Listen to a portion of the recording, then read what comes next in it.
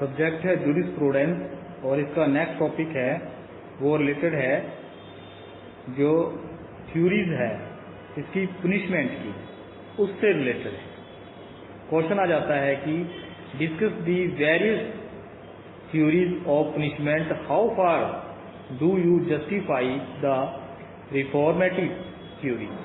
दंड के विभिन्न सिद्धांतों की विवेचना कीजिए। सुधारात्मक सिद्धांत को आप कहाँ तक न्यायोचित मानते हैं। कहने का मतलब जो पनिशमेंट से जुड़ी हुई जो भी थ्योरीज हैं, जितनी भी थ्योरीज हैं, उनके बारे में क्वेश्चन, ठीक है। और साथ में ये भी पूछ लिया जाता है कि न्याय प्रशासन से आप क्या समझते हो। न्याय प्रशासन मतलब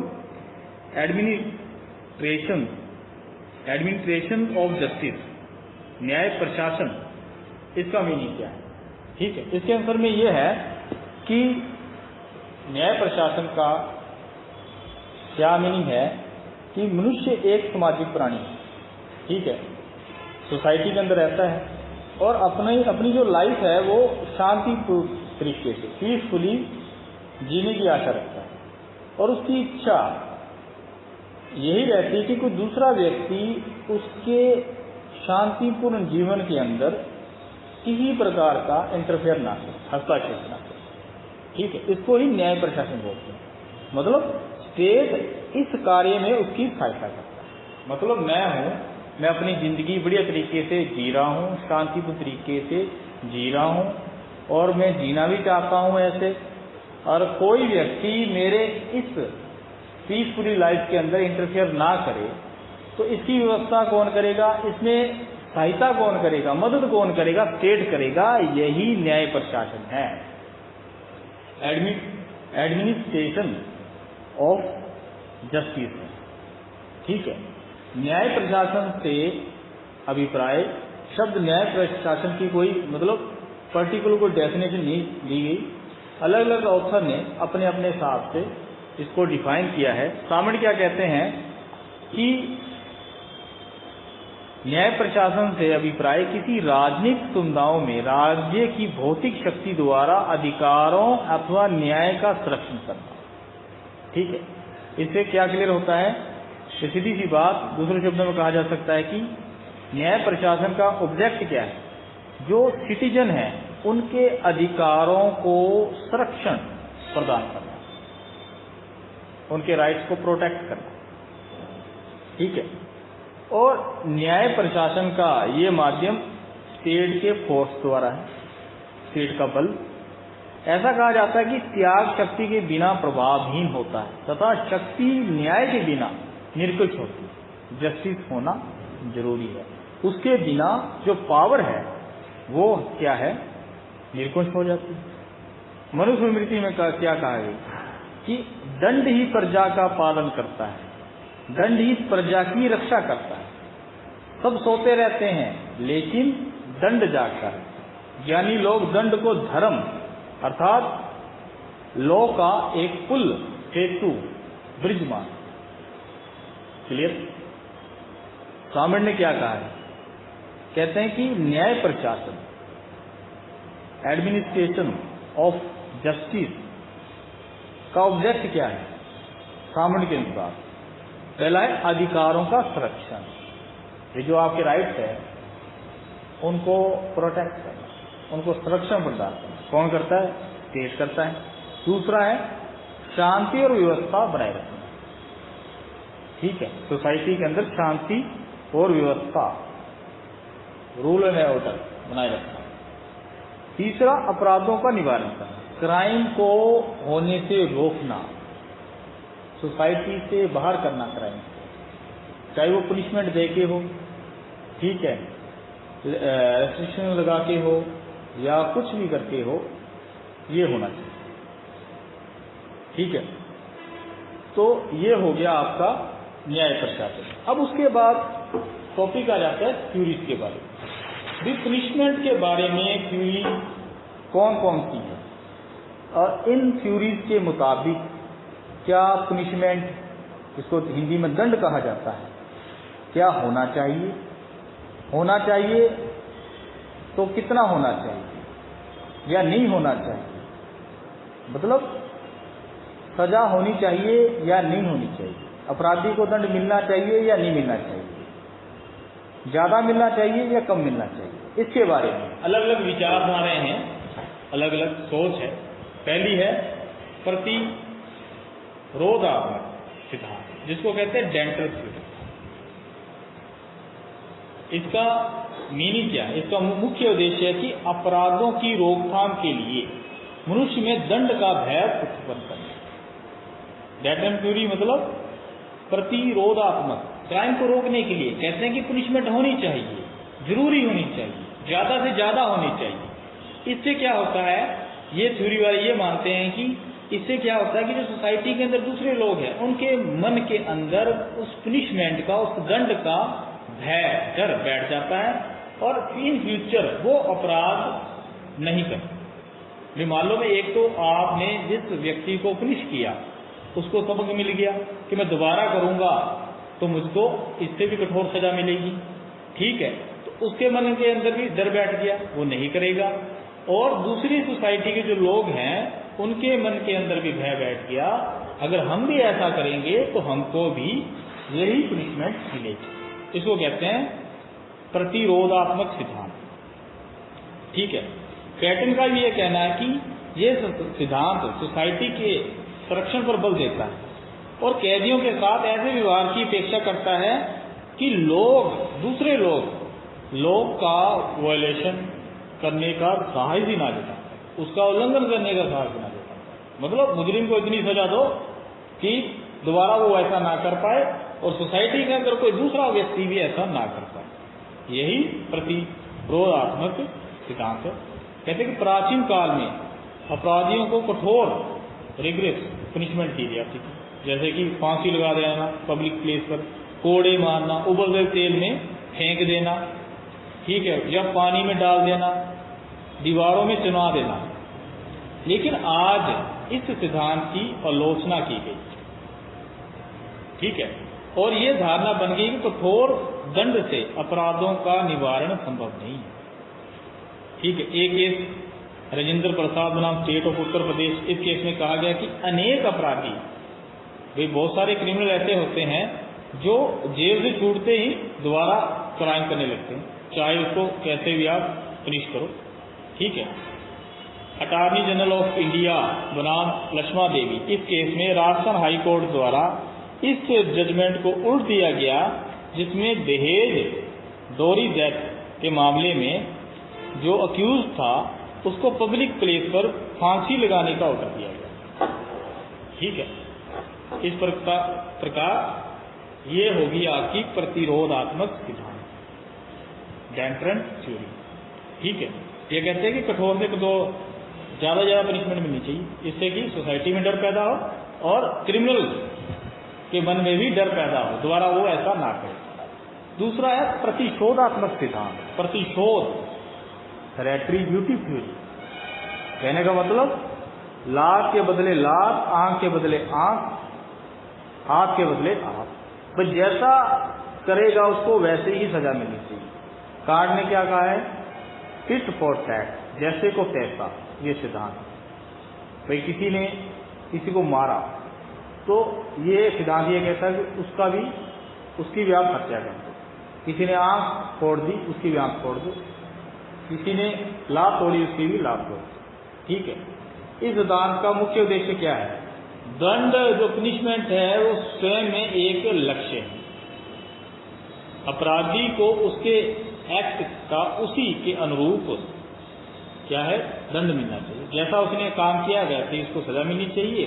और क्राइम से सोसाइटी में अपराधी के प्रति शौम को शांत करने, मतलब भी जो अग्रीव्ड पार्टी है या सोसाइटी है जिसके विरुद्ध क्राइम किया गया, तो उसके अंदर जो आक्रोश है वो शांत हो जाएगा अगर क्रिमिनल को ऐसी सजा मिलेगी, ठीक है।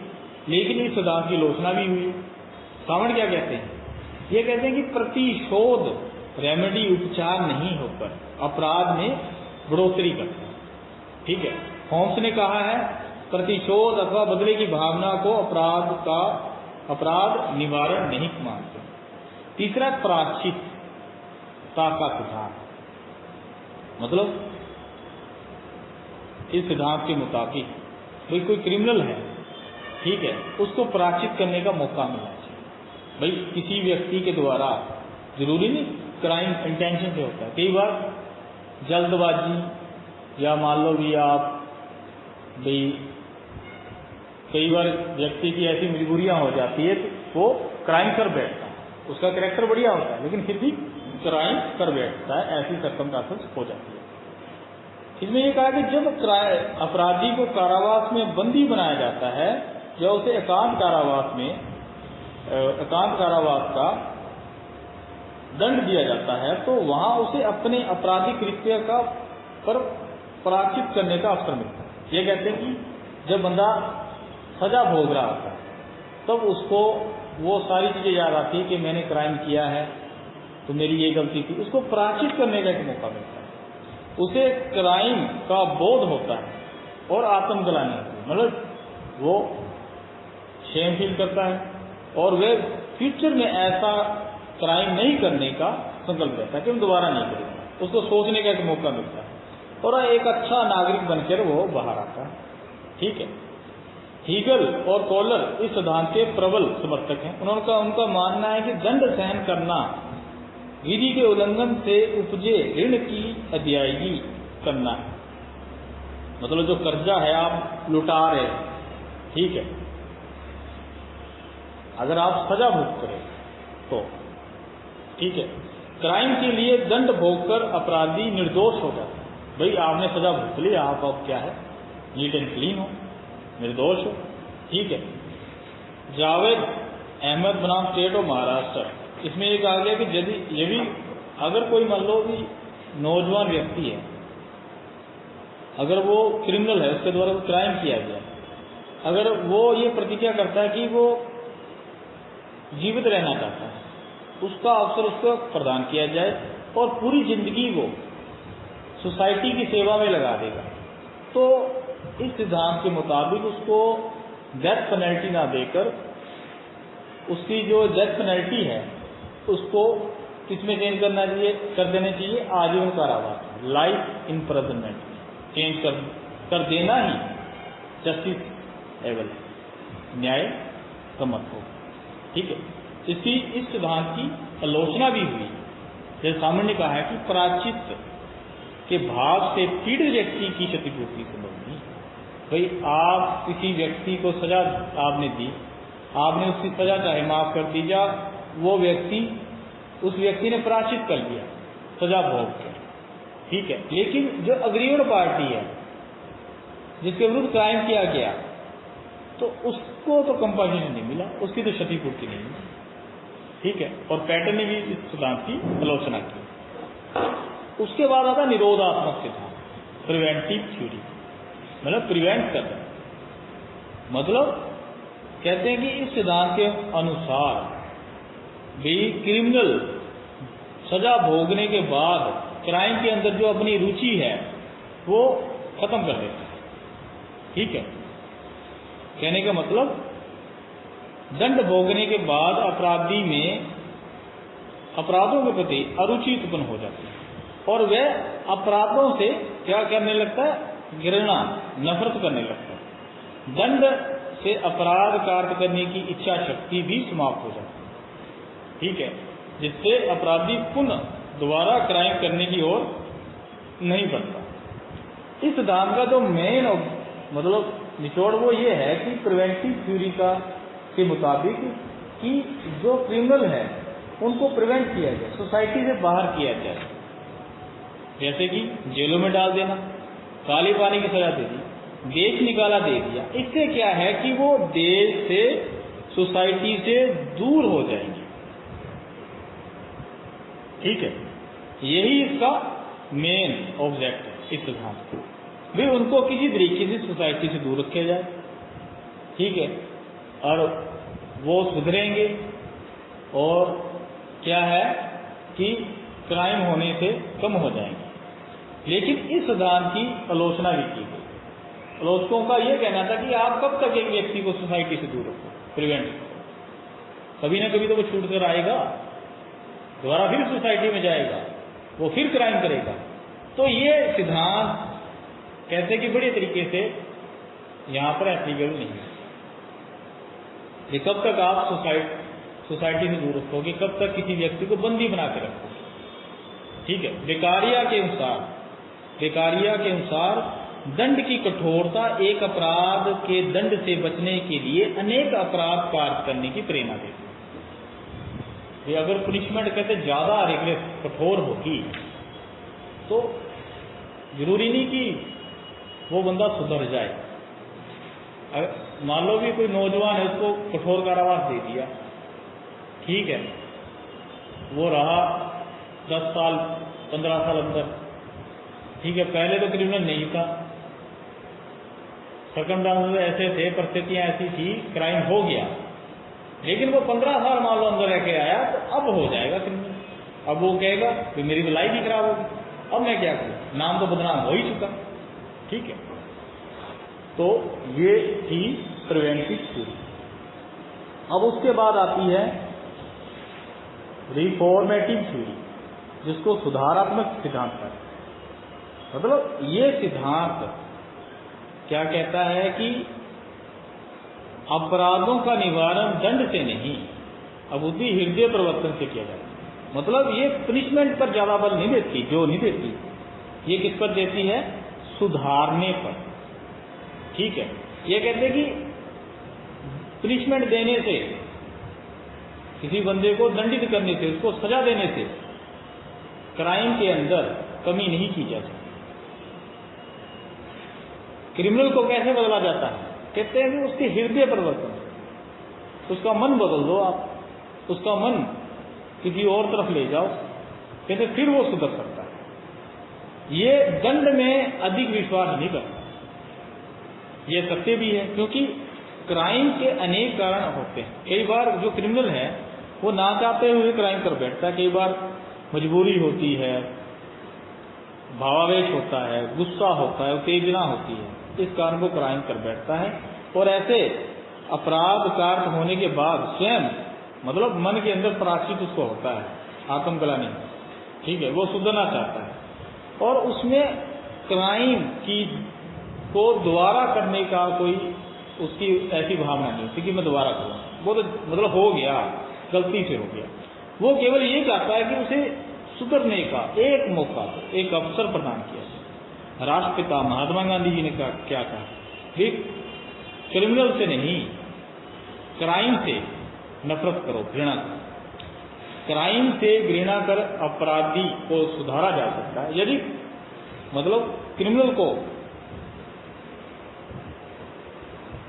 पनिशमेंट ना देकर उसके साथ अच्छा व्यवहार किया जाए तो वो एक अच्छा नागरिक बन सकता है, मतलब सुधर सकता है। बहुत सारे केसेस हैं जिसके अंदर यही कहा गया कि दंड देना उचित नहीं है, मतलब न्याय प्रशासन का उद्देश्य पनिशमेंट देना उचित नहीं है।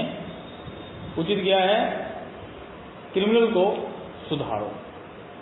ठीक है, इसके लिए बहुत सारी व्यवस्थाएं की गई हैं। भाई इंडियन लॉ के अंदर बहुत सारी व्यवस्था है जिसके मुताबिक किसी व्यक्ति को सुधरने का मौका दिया जाता है। मनुस्मृति में कहा गया है कि प्रथम बार अपराध करने पर वाग्दंड, छोटी पनिशमेंट, दूसरी बार अपराध करने पर दिग्दंड, बड़ी, तीसरी बार अर्थदंड, जुर्माना वगैरह, और अंत में वधदंड, मृत्यु की सजा। ऐसे होना। तो जो पहली बार करता है उसको सजा छोटे को, फिर करता है, फिर दोबारा करता है, फिर लास्ट में उसको भी बड़ी सजा दे सकते हो, फांसी की सजा दे सकते हो अगर वो नहीं सुधरा। ठीक है, लेकिन सुधरने का एक मौका तो दो। इसके लिए लॉ के अंदर, इंडियन लॉ के अंदर व्यवस्थाएं की गई हैं, जैसे कि पैरोल है, प्रोबेशन है, ठीक है, भर्त्सना है। जैसे कि प्रोबेशन में क्या होता है कि कोई व्यक्ति है, उसने क्राइम कर दिया, उसकी उम्र कम है, क्राइम ज़्यादा बड़ा नहीं किया, और नौजवान है, मान लो 20-21 साल का है, तो उसको प्रोबेशन का लाभ देकर उसके जो पनिशमेंट है उसको सस्पेंड किया जाता है। ठीक है, और उसको टाइम दिया जाता है कि 2 साल तक तुझे पीसफुली रहना। अगर ये 2 साल तूने निकाल दिए, कोई केस नहीं आया, तो तू बरी। ठीक है, ये ज्यादातर कम उम्र के क्रिमिनल को दिया। पैरोल, जैसे कोई व्यक्ति है जेल के अंदर सजा भुगत रहा है, ठीक है, उसका कंडक्ट अच्छा है, आचरण अच्छा है, बड़े तरीके से रहता है, वो सुधर चुका है, तो जेल बोर्ड द्वारा उसको, जैसे कहते हैं ना 26 जनवरी पर इतनी कैदी छोड़ दिए, ये पैरोल होता है, उसकी बाकी की सजा मतलब आते से ज्यादा भाग भोग किसी व्यक्ति ने मान लो भोग लिया है, 10 साल की सजा है, 5 साल से ऊपर उसने जेल के अंदर बिता दिए, अच्छा आचरण है, तो उसको छोड़ दिया जाता है, सुधार गृह में रखे जाने, ठीक है, और शारीरिक बौद्धिक और नैतिक प्रशिक्षण दिया जाता है, जेलों के अंदर दिया जाता है ना, योगा वगैरह कराया जाता है, ठीक है, कई धर्म गुरु है, उनकी स्पीच उनको सुनवाई जाती है, भजन करना या कोई नाम वगैरह लेना। समाज में, सोसाइटी में पुनर्वास की व्यवस्था, अगर वो सोसाइटी में द्वारा जाता है तो उसको रोजगार का एक मौका मिले, साधन मिले, दोबारा से जाकर अपनी जिंदगी को वो सेट कर सके, ऐसी व्यवस्था होनी चाहिए। ठीक है, तो ये था आपका सिद्धांत, कौन सा, सुधारात्मक, रिफॉर्मेटिव, मतलब क्रिमिनल को सुधारो, दंड नहीं, उसे सुधरने का मौका।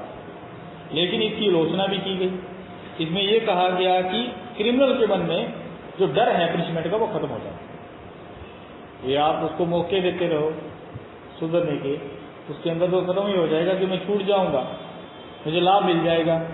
ठीक है, दूसरा, क्रिमिनल और ज्यादा क्राइम करने की ओर प्रवृत्त होता है, ठीक है, और कारागृह सुखद आवास गृह बन जाएगा।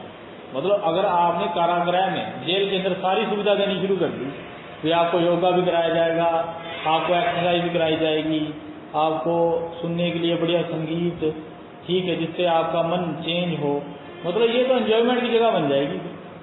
ठीक है भाई, कहीं नहीं मिलती रोटी, जाओ जेल। ठीक है, अपराध करना एवं लाभप्रद व्यवसाय बन जाएगा कि क्राइम करो बेनिफिट पाओ। तो इसलिए इस सिद्धांत की आलोचना की। लेकिन इन सब के बावजूद भी, आलोचनाओं के बावजूद भी, ये जो थ्योरी है ये अपना एक विशेष स्थान रखती है। आज के टाइम में, आज के युग में इस थ्योरी का अपना एक महत्व है। ठीक है, अब ज्यादा किस पर जोर दिया जाता है कि अपराधी को सुधारो, ना कि उसको ज्यादा से ज्यादा पनिशमेंट दो। तो इस प्रकार आपकी जो थ्योरी से रिलेटेड क्वेश्चन है वो पूरा होता है। पहली थ्योरी थी प्रतिरोधात्मक सिद्धांत, लैटन थ्योरी, ये कहती है कि सजा दो जिससे कि बाकी भी डरे और सोसाइटी के अंदर डर पैदा हो जाए तो कोई क्राइम ना करे। दूसरी प्रतिशोधात्मक, बदले की भावना, टिट फॉर टैट, जैसे को तैसा। ठीक है, जैसे जिसने जो जैसा एक्ट किया है उसको वैसी सजा मिलनी चाहिए। हाथ काटा तो उसको हाथ काट, गला काटा तो उसका गला काट। तीसरा, प्रायश्चित का सजा, मतलब इसमें यह कहा गया कि बंदी को प्रायश्चित करने का मौका मिल जाता है। जब वो सजा भुगत रहा है, वो सोचता है, लंबे समय तक अंदर रहता है, तो वो सुधरने का प्रयास करता है। चौथा है निरोधात्मक, प्रिवेंटिव थ्योरी, मतलब सोसाइटी से दूर कर दो क्रिमिनल को, उसको जेल में रखो, काले पानी की सजा दे दो, देश निकाला दे दो। ठीक है, इससे क्या है, वो जितनी देर सोसाइटी से दूर रहेगा वो क्राइम नहीं करेगा। ठीक है, पांचवा है सुधारात्मक सिद्धांत, सुधरने का मौका दिया जाना चाहिए हर क्रिमिनल को। मतलब पनिशमेंट पर जोर नहीं, किस पर जोर दिया है, उसके सुधरने पर, उसके क्रिमिनल के जो मन है, उसकी भावना को, उसके हृदय को कैसे चेंज करें। ठीक है, इस प्रकार आपका ये टॉपिक पूरा होता है।